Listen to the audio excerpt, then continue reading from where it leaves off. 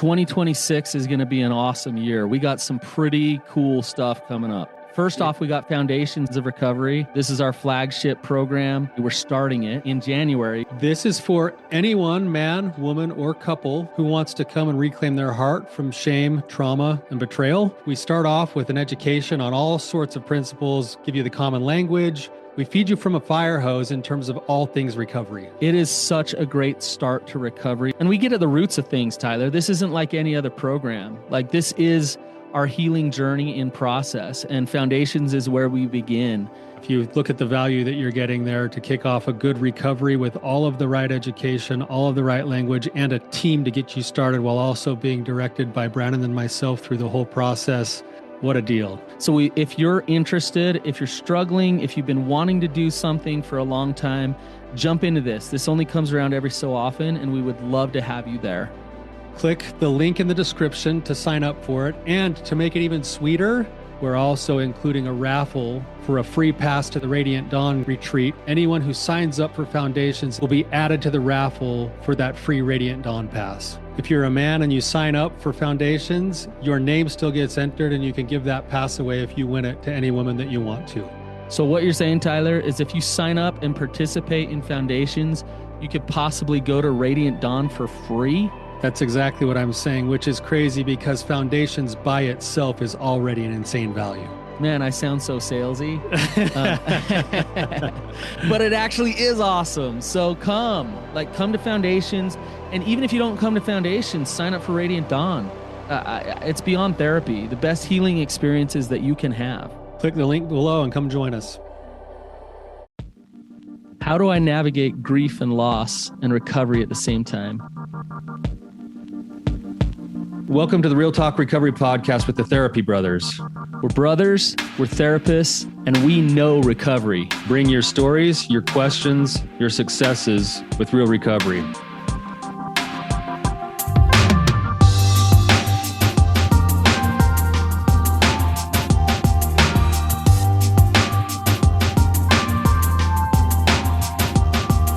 This topic's going to be sweet today. This is such a vital topic for recovery. But how are you doing, man? I'm doing well. I'm doing really good. What about you? How are things? Doing really good, man. I was going through, we kind of did that giveaway for all of the reviews for people to put out. And I've been boosting my kind of like sense of self by reading all the reviews that you guys sent. So I can just see you on a Sunday afternoon, like laying in your living room, like, oh, I'm going to read the next one. That's actually what happened just yesterday, Brannon. I literally sat on my couch after getting home from church, and I was like, I just want to feel good about myself for a minute. So I read like 10 of the reviews that people sent over the last couple of weeks, and it felt good. So I just want to say thanks to our listeners. Yeah. Well, that's good. Yeah. Well, they tell you that you're the man, but I'll tell you too that you're the man. even though I think it was just last week, you like called me a redneck, I think. Yeah. Well, you are a redneck, and you are the man. So at the same time. So speaking of the man, we got Dwayne here. He's the man too. So Dwayne, welcome to the show. You guys, Thank Dwayne. you. Thank you for having me on. Oh, sorry, Dwayne. Yeah, Dwayne Osterland is a licensed marriage and family therapist. He is also a fellow podcaster with us. He's got a couple of different podcasts.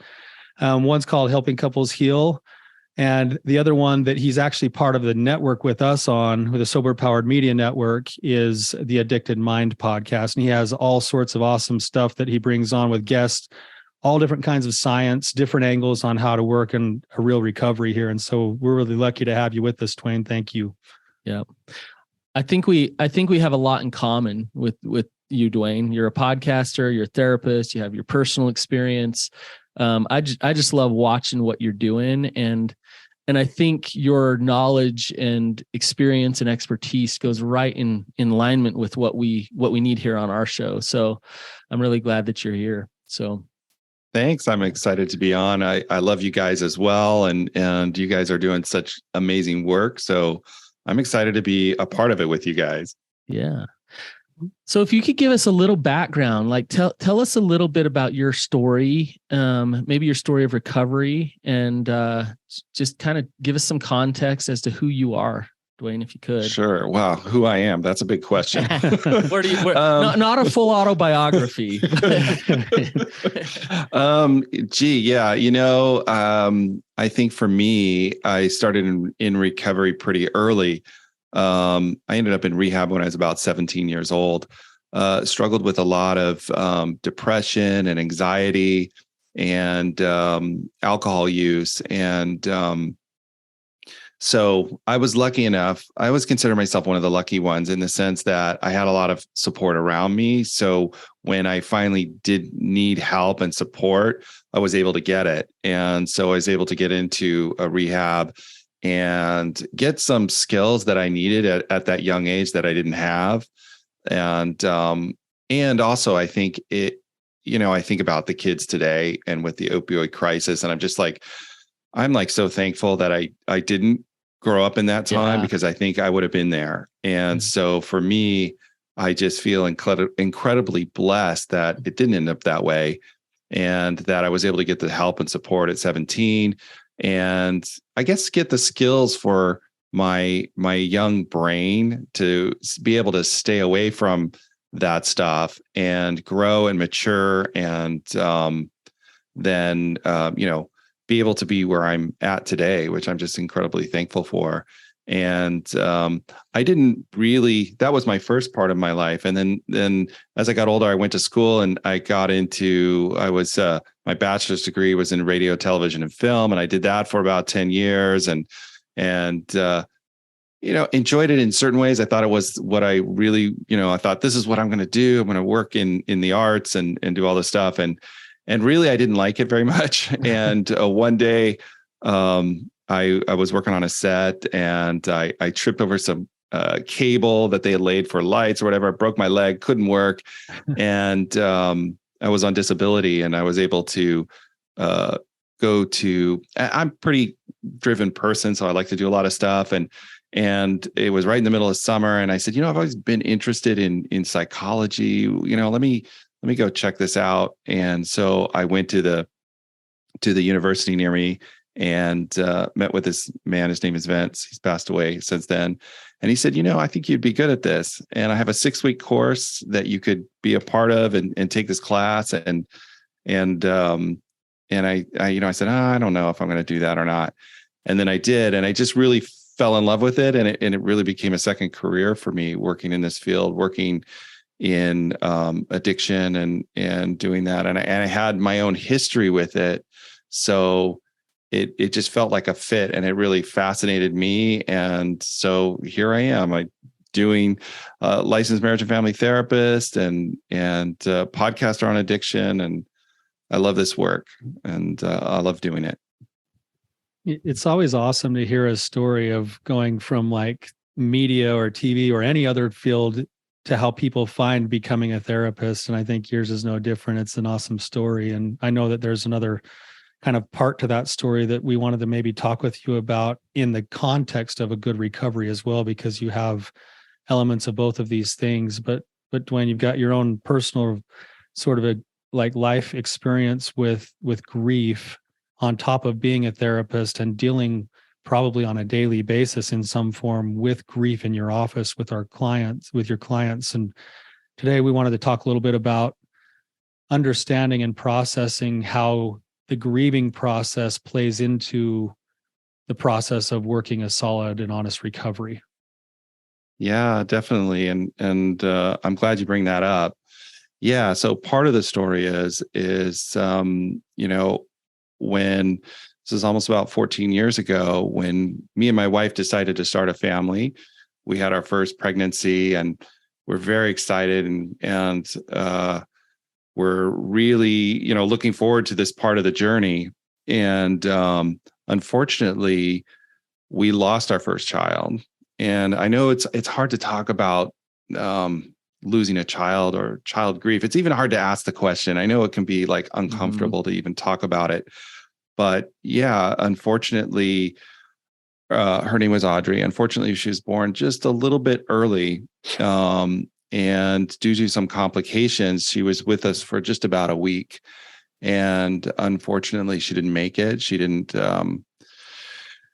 that was, I think, the hardest thing I've ever done as a person, was to have to say goodbye to your child, and to go through that process. And I think, going back to my story earlier too, being lucky enough to have some of those skills around me from being in recovery and getting mental health help helped me and my wife go through that process. But it was incredibly difficult, incredibly painful. And, even as I talk about it now, there's a lot of emotion in that, because it's just a grief that I think is so deep and so painful, that it's just now a part of my life, if that makes sense, a part of how I am. And, the first, and I think when we talk specifically about this kind of grief, we're talking about baby loss grief. And for people who lose very young children or babies, it's often really difficult because it's not seen by everybody, right? Not everybody got to meet Audrey, got to see her, right? Because she was only here for a week. So it's kind of like this, your child comes into this world, and you have all these hopes and plans and what you think everything's supposed to be. And then all of a sudden that is completely different. And it's kind of a shock, and the little things that go with that. And, just you're not supposed to walk out of the hospital without a child. And then there you are with your partner walking out of the hospital without a child. Yeah. And it's hard for people to see that or understand that. So for any, I just say this, for any parents out there who have lost their children, my heart just goes out to you. And also just that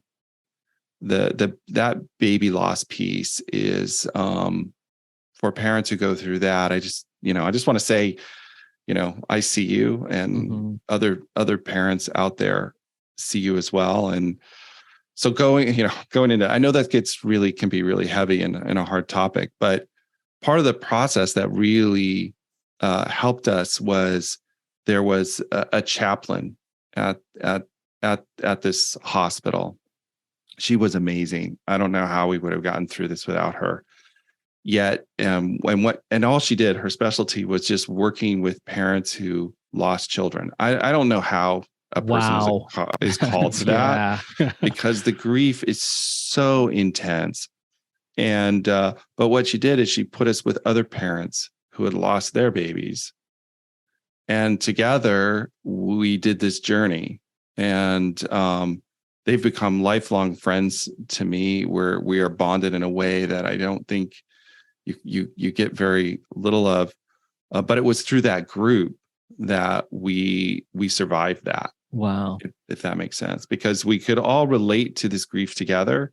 And she's just an angel on earth to put that together and do that. And it was amazing. That was, looking back now, I can be thankful for that experience, but that's taken a long time to get there. Yeah. So I know we jumped in really deep, really fast. Yeah. But here we are.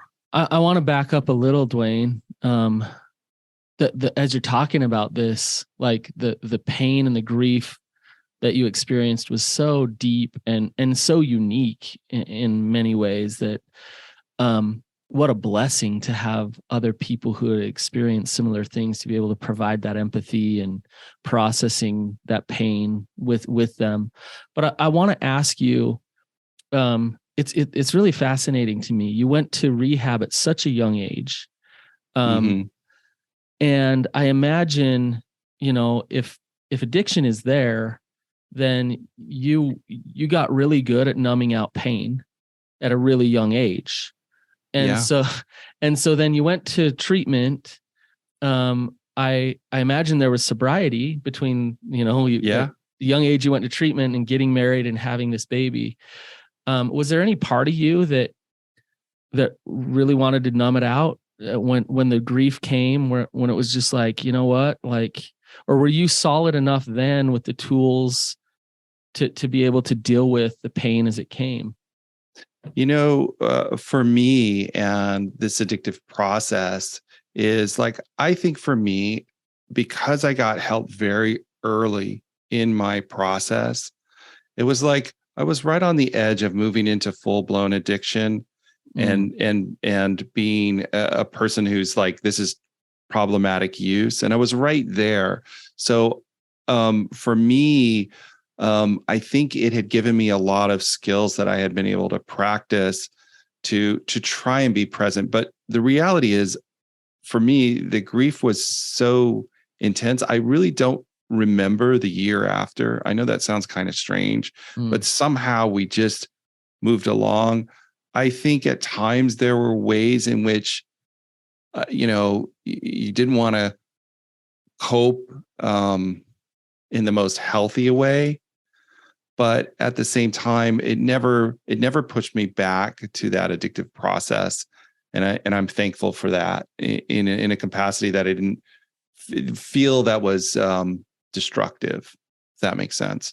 Mm-hmm. I'm almost like hearing you say that you caught your addiction so young, your brain still had a chance to really develop the skills to deal with the difficult emotions and not have to numb it out. Yeah, and I think it also gave me the awareness that I am that my brain is primed for this. So I'm very aware that I don't want to do things that have addictive potential, if that makes sense. Yeah. So I really watch that and stay away from that, because I feel like I kind of have that addictive brain, if that makes sense. But I was lucky enough to once again get those skills, get that intervention, give my brain some time to mature, so that it has a little more resiliency when it comes to that process and that part of that process. But I definitely have that addictive personality, I guess, if that makes sense. And I have to be aware of it. Right. Yeah. Dwayne, I want to just speak this out loud with what you just said, how some of those feelings, even just talking about it again, are coming up inside of you, and how that's maybe just a part of your life, and how beautiful it is that you can just accept that as part of your life and still be able to share yourself this way. And I just want to say to you that I feel that from you, and I hope our listeners can feel it through what they're hearing right now. And what a gift it is that you're here willing to share not only expertise, but your person. And you were talking about this idea of grieving, and not just the things that are tangible in the losses, but the intangibles. Maybe we call them ambiguous losses, where you can't really put your finger on it, but your body is doing something to grieve and can't even put language to it, right? And I think in your situation, it was kind of unique the way that it came through, and other listeners are probably having their own forms of ambiguous loss and other kinds of grief that they can't put language to. You started to talk a little bit about the things that helped and what a gift it was to have connection with others. I heard a quote one time that said, "A friend is a friend for a mile or two, but a brother is born for adversity." And it sounds like you have real connection with these people through the adversity that you've been through. I'm also wondering if you could identify any other principles that seem to be common in the process of moving through the grief that you experienced. Yeah, I think that's a really good question, because I think grief is such a part of life. If you're going to live life fully, you're going to experience grief. It's going to be there. And I really, for this was intense amount of grief. I really had to make friends with the grief. I had to welcome the grief into my life. I realized I couldn't fight the grief. I couldn't not feel the grief. And if I did that, it was going to consume me. And so there was a process of being with the grief and turning the grief into something of value, of like, what is this feeling actually telling me? And what am I getting from it? And it took a long time to get there, because in the beginning, like I said, the first year after that, first year, maybe 2 years, really kind of a blur. It was just so overwhelming. We were just really in survival mode. But then as time went on, you realize life keeps going, right? It's going to keep going. And, I either have to go with it, or there's really no alternative, or to let it consume me and go nowhere. And so it was a learning process of welcoming that grief in to my life, and getting the value of it, and really realizing that I didn't have to be afraid of that grief. And as I started to do that, it started to inform a lot of my decision making, because it really tells me what is valuable in my life. And so in some ways, a lot of the stuff that I was worried about in before this just didn't have much significance to me anymore.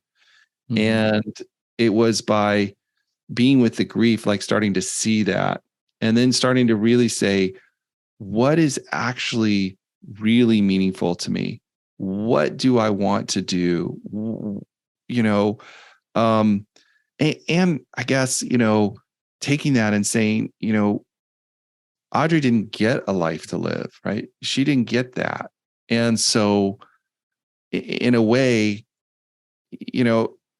I can't not live a good life, right? Because that would not be fair to her short life. Right. And so by coming around, by welcoming grief into your life, not fighting it, but using it as a tool to inform what is meaningful to you, I think is so critical. And in my work as a professional, and I know you guys too, grief is such a part of recovery, because we're going to have losses. When people are engaged in any kind of addiction, they're going to do things that are going to be against their values. They're going to lose things that are meaningful to them. And they can, if they fight that grief, in my opinion, it's going to feed back into that addictive process that I got to get out of this pain. I can't feel it. It's so awful. Look at all of that I've lost. Instead of saying, welcoming that, mourning those losses, those are real losses, having compassion, and then going, what is this telling me that's going to be meaningful? How am I going to take this and use it as a tool in my life to live my best life? So I think that I hope that, Tyler, answers some of your questions. It really does. It's beautiful, actually, that you could, and I know that you reference this being a process that probably came with all of the other feelings of feeling shocked and angry and cheated, but somehow you've brought yourself to a place of, I love the language you used, I had to make friends with my grief so that it could inform how I could find meaning. And that is just that message alone is so powerful in the process of overcoming grief to find that meaning and that purpose. And yeah, you definitely answered the question. Brannon, I cut you off. Hey, no, it's fine. I mean, this is just what you're saying. I think the depth of what you're saying, a lot of people might not understand it. But there's purpose in pain. And it's interesting when you compare addiction to what you're talking about in terms of stepping into grief. If you look at addiction as avoidance of pain, I don't want to deal with pain. What addiction does is it takes away the opportunity for some real deep growth. And my wife, with our last child, decided to have labor natural without an epidural, and I'm like, what are you doing? Like, it's crazy. Right. She's like, well, I want to learn from the pain. I want to experience that pain. And I'm like, wow, you're way more wise and brave and courageous than I am. And right. And she chose into that. And it was interesting, grief comes in waves. And so does labor. And so as the labor would come, as the contract, she'd breathe into it, and she'd use that pain, and she was very aware of it. And it was beautiful to watch. Yeah. And the growth that I saw her experience from stepping into that pain was amazing. Now, I better be careful what I say here, because I've never given birth.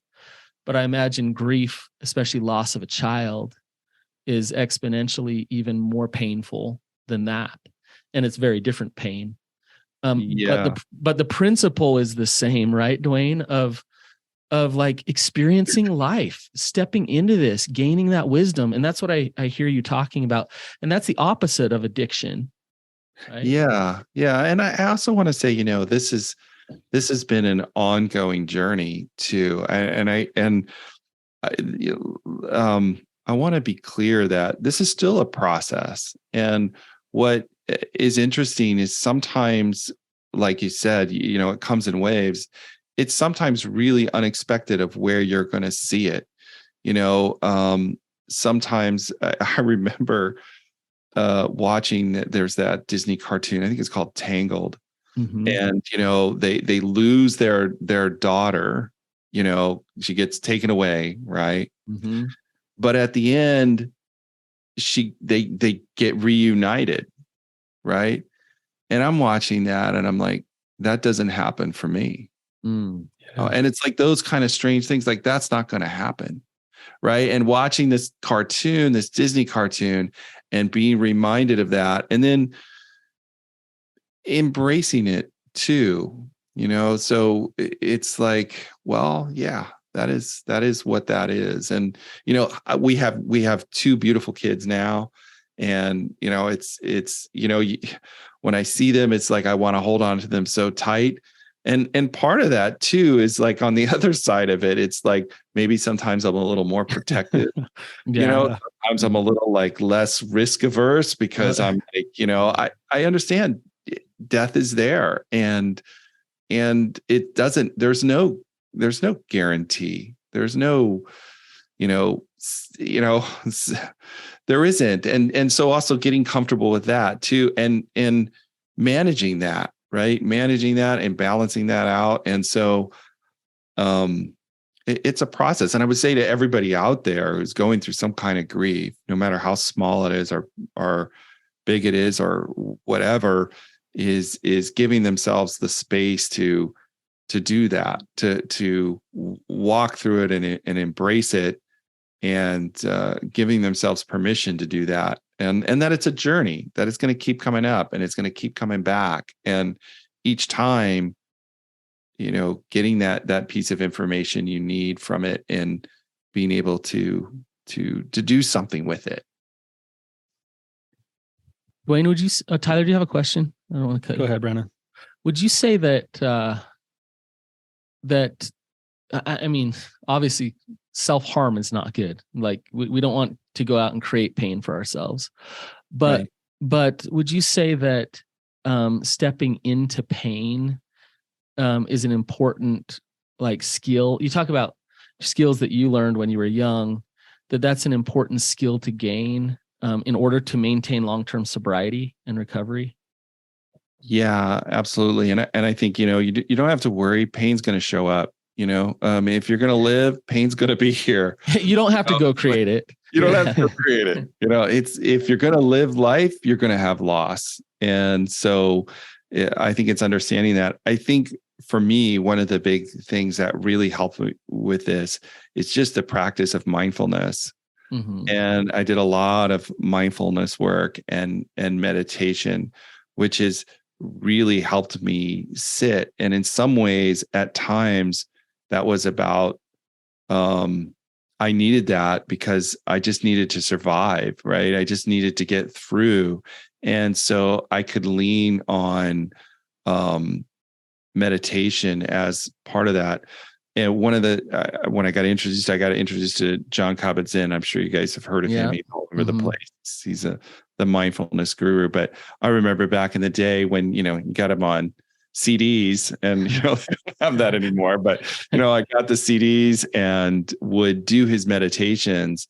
Just, if you want to say kind of as that escape and avoidance in a way, it started as that because I needed somewhere to go and be, and I didn't want to engage in destructive behaviors to do that. I was wise enough to see that this is not how I'm going to do it. But that was a very big part of it too, because with the practice of mindfulness, it's about being present, it's about sitting, it's about watching, and harnessing that skill has also been really helpful with this process to get to that process of acceptance and the ability to welcome those feelings in. I think that's a really important skill to have. You bring up a really good point, Dwayne, thinking about mindfulness and how amazing it is with, some of our clients won't come to understand this, but mindfulness has this amazing ability to, because you can accept things on the terms of life, it has the ability to be present in a moment of joy and actually experience that joy as exquisite. But it also has the ability in a moment of pain and suffering to almost decrease the suffering as you come to the acceptance of that as a way of life and embrace it for being a part of life. And so you can increase your joy while decreasing your suffering through that simple skill. And you said something that I think was like really important for our listeners to hear as it relates to the context of a wholehearted life of recovery, is that when you use the language, I think the words you said were, I came to the acceptance that there were no guarantees. And when you got to the reality of life that there are no guarantees, not only does that allow you to come to a place of acceptance and help you work through maybe this, whatever parts of grief you're in at the moment, but that's also a secret to a happy life, is to live a life when you're in acceptance of no guarantees. You get to go live your life right now because that's all there really is to live. And that turns like what feels like a rough recovery into a joyful recovery over time when that's embraced. Yeah, absolutely. And I know before we were recording, we were kind of talking about, that recovery, the willingness in recovery, or enjoying your recovery versus feeling like it's drudgery or feeling like it's painful, or you don't want to do it. Like, I got to do all this stuff and I don't want to be there. And I think as you get to that process, you start to realize all the positive stuff that is there when you start to embrace it and you move to that space where it's about living a good life at the end of the day. It's about living a life that you want. And by embracing our difficult emotions and sitting with those and being able to accept them and move through them, we get to that other space where we get to enjoy what's in front of us right now. And really, like, sometimes, I'm there and it's just like, this is such an incredible moment that I get to experience, and I'm not going to miss it. Because and it's informed by that grief, right? It comes from that grief. I'm not going to miss this. I'm going to be here and be present in it. And so I get to pay attention to those positive events. Now, I don't do this perfectly. I don't want to sound like I do this all the time.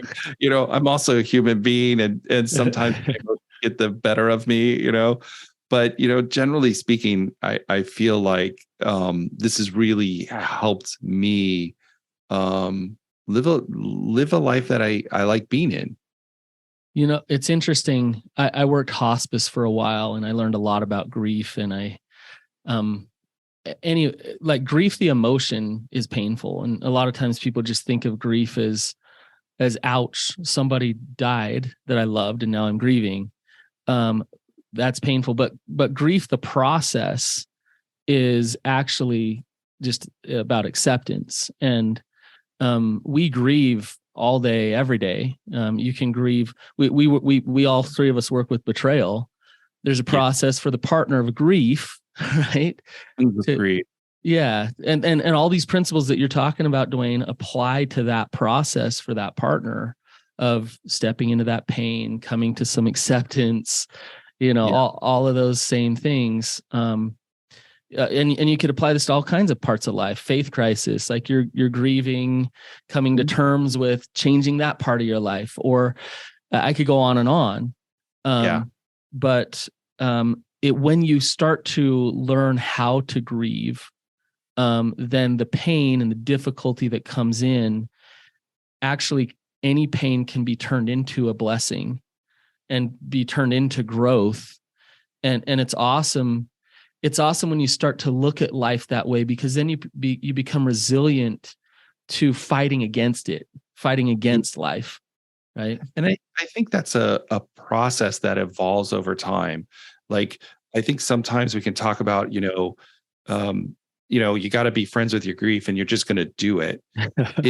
I wish it was that easy. It's a process of getting to that space of doing it. And one of the things that I mentioned earlier was the chaplain at the hospital. One of the things that she really advocated for us to do is create rituals around our grief.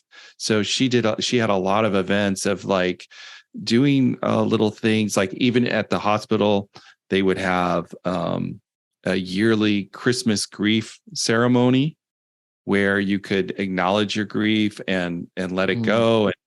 And a lot of different other little events that you could do to acknowledge your grief in a way that helps you see it and walk through it. And that has also been really helpful. And so when, working in all these different areas of grief, that if you're going to work in the mental health field, you're going to encounter this all the time, helping people create ways to acknowledge their grief in a fashion, if that's writing a letter to their grief and burning it, or having some kind of ceremony around their grief, can be so incredibly helpful too, because I think it takes it out of just the insides and brings it to the outside. It becomes concrete. It becomes something that you can hold and see. And I think we need to do it that way, because it helps see it. So it's a process of getting there, and it's a journey of doing it. And so, and it's a good journey. It's worth it. At the other, it's like you said, it's like it helps you live a good life. But when you're in the midst of it, it's challenging. It's hard.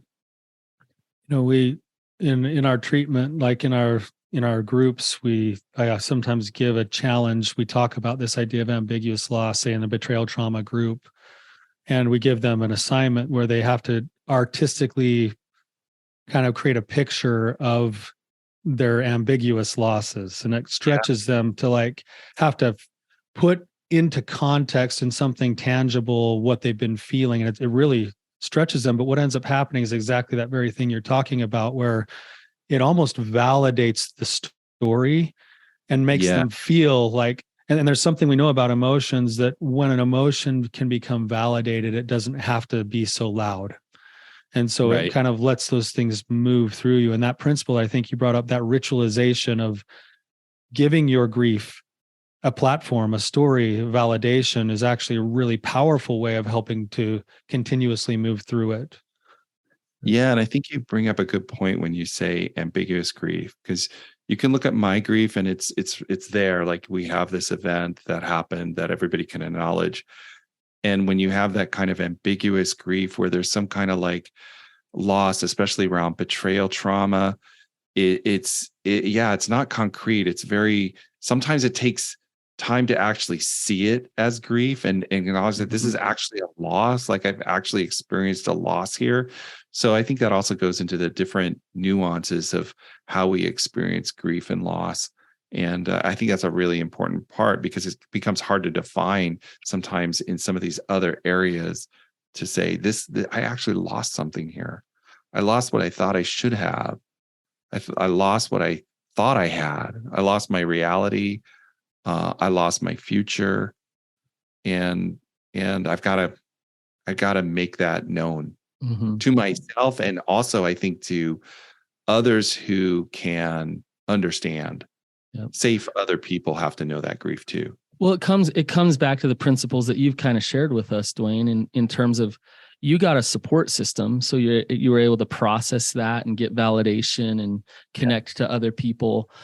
Also, this ritualization, you took your grief and you deliberately stepped into the pain in a ritualistic way to say, yes, I'm feeling this. Same thing happens with this ambiguous grief or betrayal trauma grief, which is, I shouldn't say same thing happens. A lot of times it doesn't happen. And that's why a lot of people get stuck. But if you can process it, if you can get that connection and that validation, if you can understand what that pain is and step into it, then you'll move past it. That you'll start to move on. And so it's really important to do it. So yeah, I was going to add to like what you're saying, because it made me think about like I was saying, I'm mentioning this chaplain a lot because I couldn't have done it without help, right? Like right.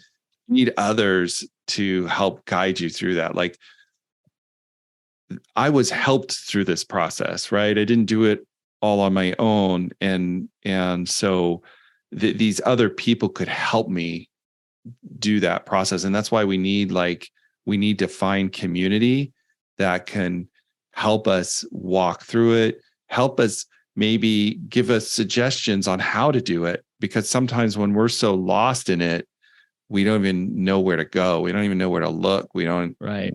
Just kind of wandering in this. You're in a daze. Yeah. And so having good people around you and surrounding yourself with good people, finding your tribe that can walk you through that. And I feel like I think of the other, through this journey and this time, I've met other parents who have lost their children. And some of them didn't have that support, they were on their own. And I felt, I can feel so bad for them because it was so much harder, right? It was so much harder. And so once again, I just feel sometimes blessed that I had these people around me, or they showed up in my life, or I was open enough to be able to let them in, even through my own stuff, and do that. And I think that's just a very important element too when we're dealing with grief. Yeah. I think you brought up some really good points today, Dwayne, and I know we're going to be a little short on time here in a minute. So I just want to state back to you what I think I've heard from you, and then see if there's anything else you would add to it. All right. So principally speaking, when we're talking about this idea of grief, you've emphasized a couple of times. One is connection with others is so vitally important, and having that same kind of landing space, common ground, place for people to hold the story, making friends with your grief through process where you can systematically come to understand what the grief is trying to teach you and help you find meaning, and to learn to not be afraid of that grief and that pain. And then to give the grief a story, or to honor it, or be able to validate it through the use of rituals. All of those are kind of like core principles that I've heard you speak today. Is that right? I think that's a great summary. I love it. You missed one, Tyler, which was his mindfulness. Like that's right. Just sitting in what is, being right? mindful, learning how to be present and just sit in it. Developing mindfulness. Yep. And I would just say to everybody out there, these are skills you can learn. These are skills you can incorporate. No one, you don't have to be special to do it. You just practice it. You do these things, you get this help, and just walk into it. Dwayne, you can tell you've done your own work, because here you are, talking to us about it, and talking about the pain that you've been through so openly and so authentically. And it's just so appreciated, both from you as a professional, but also you as a personally. I can't imagine going through what you've been through, but to be able to share the wisdom that you've gained from it is blessing lives, and it's helping our audience. So I just really appreciate you being vulnerable with us today. Thank you. Wayne, if people who are listening here want to find out a little bit more about you, or maybe even tap into some of the resources that you've created, what would be the best way for them to find you? Yeah, I think the easiest thing, if you're interested in understanding the human brain, and especially around addiction, is to go to theaddictedmind.com. And then I would say the other part, if you're dealing with grief around infidelity and betrayal, is helpingcouplesheal.com. Those two places you can get a hold of me, and I'd love to hear from you. Awesome. Thank you, Dwayne. Appreciate having you on today. Yeah, you were an absolute gift to us. I know to me personally, I'm feeling what I call like that slow burn inside right now, which is just a feeling of love and affinity for you and who you are and what you're doing. And really appreciate your willingness to come and share. And for our listeners, if this is meaningful for you, or you know somebody, which we all do, who might be struggling with these principles of grief, this is a great resource. Please share it with them. All right, see you guys. Oh, I'm sorry. Oh, go ahead, Dwayne. Go ahead. Thank you guys for making the space for that and making that available for me and everybody else. So absolutely. Awesome. Thanks. All right. See you guys.